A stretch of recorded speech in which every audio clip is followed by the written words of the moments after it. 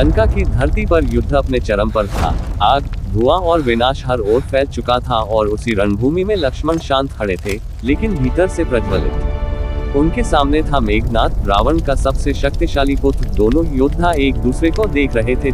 By the power of the gods, rise Shaktiban, consume my enemy. जैसे समय भी ठहर गया हो। लक्ष्मण की आंखों में धर्म की रक्षा का संकल्प था, अपने भाई श्री राम के लिए प्राण देने का दृढ़ निश्चय था।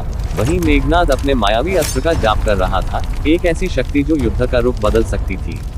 लक्ष्मण ने भी अपना धनुष उठाया और युद्ध के लिए स्वयं को तैयार कर लिया, और फिर शुरू हुआ तीरों का प्रचंड संग्राम, जिसकी गूंज आकाश तक सुनाई देने लगी। आसमान में टकराते तीर बिजली की तरह चमक रहे थे, हर प्रहार मानो मृत्यु का संदेश लेकर आ रहा था।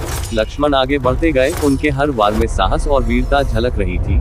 लेकिन तभी मेघनाद ने अपना मायाजाल रच दिया और उसके कई रूप सामने आ गए। फिर भी लक्ष्मण अडिग रहे, क्योंकि उनका लक्ष्य था केवल धर्म की विजय।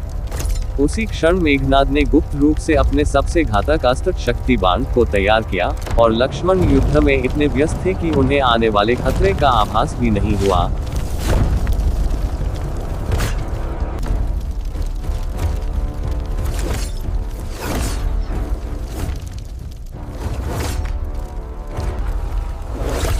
अचानक वह भयानक शक्ति बाण बिजली की तरह उनकी ओर बढ़ा और सीधे उनके वक्ष में आकर लगा।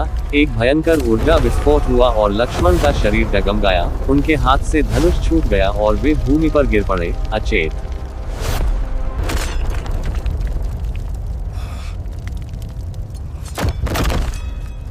यह दृश्य देखकर श्री राम का हृदय कांप उठा। वे दौड़ते हुए अपने भाई के पास पहुंचे। उन्होंने लक्ष्मण का सिर अपनी गोद में रखा। उनकी आंखों में आंसू थे और दिल में गहरा दर्द। वह वीर योद्धा जो कभी नहीं झुका, आज निश्चित पड़ा था जीवन और मृत्यु के बीच। वानर सेना स्तब्ध थी, किसी को समझ नहीं आ रहा था कि अब क्या होगा। रणभूमि में सन्नाटा छा गया, जैसे समय भी ठहर गया हो।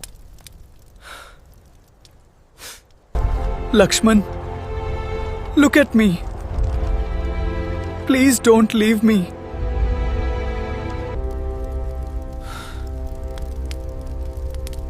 तभी वैद्य सुषेण को बुलाया गया। उन्होंने लक्ष्मण की नाड़ी जांची और गंभीर स्वर में कहा कि इनके प्राण बचाने के लिए हिमालय से संजीवनी बूटी लानी होगी। My lord, time is running out. We need the Sanjeevani herb from the distant mountains, or Prince Lakshman will perish. ये सुनते ही हनुमान आगे आए। उनकी आंखों में अटूट विश्वास और समर्पण था। श्री राम ने उन्हें आशीर्वाद दिया और कहा कि तुम ही हमारी अंतिम आशा हो। हनुमान बिना देर किए आकाश में विशाल छलांग लगाकर निकल पड़े। कुछ ही क्षणों में वे हिमालय की ऊंची पर्वत श्रृंखलाओं तक पहुंच गए। लेकिन वहां पहुंचकर वे संजीवनी बूटी को पहचान नहीं पाए, क्योंकि चारों ओर एक जैसी जड़ी बूटियां थीं। तब उन्होंने एक महान निर्णय लिया और पूरा पर्वत ही उठा लिया। फिर उस पर्वत को लेकर वे आकाश में उड़ते हुए वापस रणभूमि की ओर बढ़े। उधर सभी की नजरें उनकी ओर टिकी थी।